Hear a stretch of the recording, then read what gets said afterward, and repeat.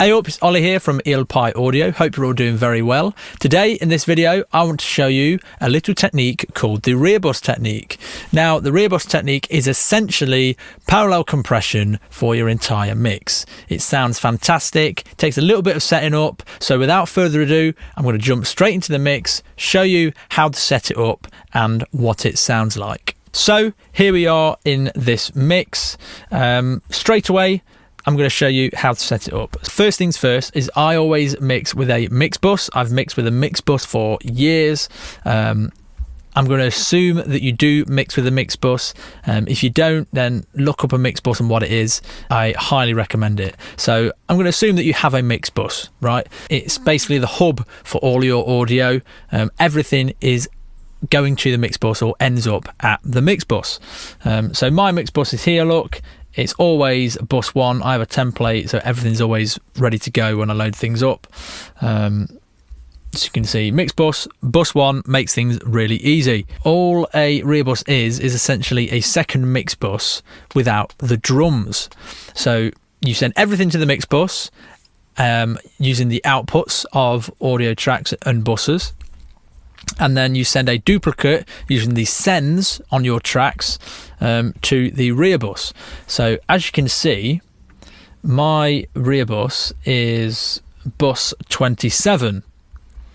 So there it is, look, bus 27, bass master. So this is where all the bass guitar tracks are going to. You see it's got a send at unity, so that's very important. You must set that send to unity, meaning you get the full flat audio signal going to the rear bus. So you can see that's got bus 27 on it. My electric guitar bus has got bus 27 on it. To show you how to set this up, what I've done is I've got an audio track here which I've called lead vocal. I've got a mix bus and a rear bus. Here is the lead vocal. Normally this is routed to a stereo output, but I'm going to route this to the mix bus. So I go to bus, I'm going to route it to, let's say my mix bus is bus 50. And now the output is going to bus 50. Bus 50 appears here. There it is. I've named it mix bus 2 because it's the second mix bus in this template. And then you route a send on that lead vocal track to the rear bus. So I'm going to go to the sends area, which in Logic Pro, which is here. And then I'm going to go to bus, so normally I go to bus 27, which I almost did, but I'm going to go bus 51, which is rear bus 2. Bang, set that. I'm going to set that at unity, so full whack, and now that's going to the rear bus as well. Then I'm going to send the rear bus to the mix bus. Whoops, not my actual mix bus, the fake mix bus in this scenario. And that is how you basically set up the rear bus. So it takes a little bit of setting up, getting everything sent to it, and that's why I recommend using templates and things like that. So in my template you can see all of my effects are already routed. These are already here in my template. All of the buses, everything is already set up. So I do it once, and all I do is load my template up for another mix and load all the files in. So that's an important thing. Send your effects to the rear bus. So you can see the effects are being sent to the mix bus via the outputs, which are here, and a duplicate is being sent to the rear bus. So now I'm going to show you what the actual rear bus sounds like. So everything is being sent to the rear bus except for drums. So this is what it sounds like without the compression engaged. And I just feel like letting go. I thought that I should let you know. So sounds weird because there's no drums in it. And then for the actual compression part of the rear bus, we're going to use an 1176. So I use an 1176 emulation from Universal Audio, and I use it in dual mono. Now you can use this in stereo, normal stereo mode, but I like using it in dual mono just because it reacts to the left channel and the right channel independently. So I'm going to aim for -3 to -5 dB of gain reduction. So let's see where we hit with this. And I just feel like letting go. I thought that I should let you know.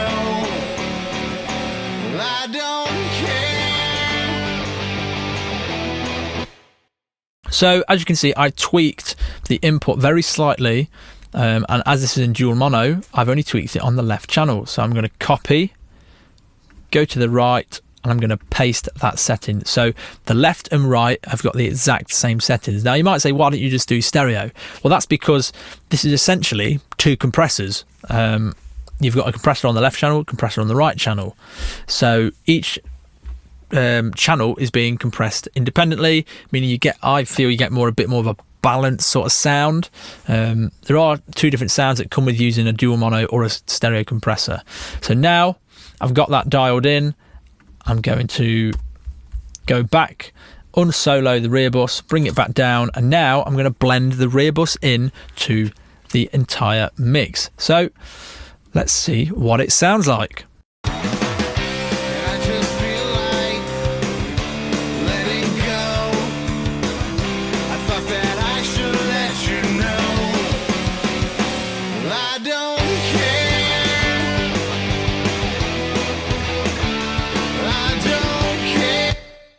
So there goes, adding a little bit of life, injecting life and liveliness into the mix, a bit of body. It's just a really nice way of adding a little bit extra into the mix. So that's basically what the rear bus technique is doing. It's like any old parallel compression technique, you know. We do it because we want to control it, but we don't want to take away a lot of the dynamics of the mix, but we want to add some life into it. It's just a fantastic technique that I've used in every single mix since I figured out how to do it. So now I've got a little compressor under here, and this is a stereo compressor, just so you can see what a stereo compressor sounds like. And get some compression going.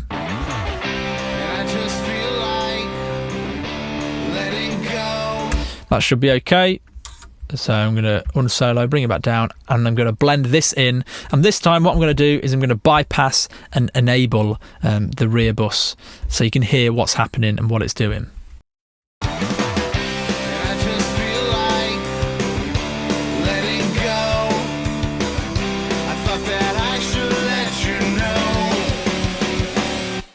Now I'm going to start muting it.